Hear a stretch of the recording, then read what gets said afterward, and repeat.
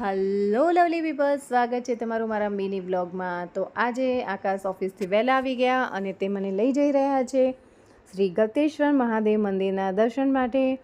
અમે આવી ગયા છે મંદિરના પ્રાંગણમાં અને તમે જોઈ શકો છો કે શંકર ભગવાનની ખૂબ જ મોટી પ્રતિમા અહીંયા બિરાજમાન છે।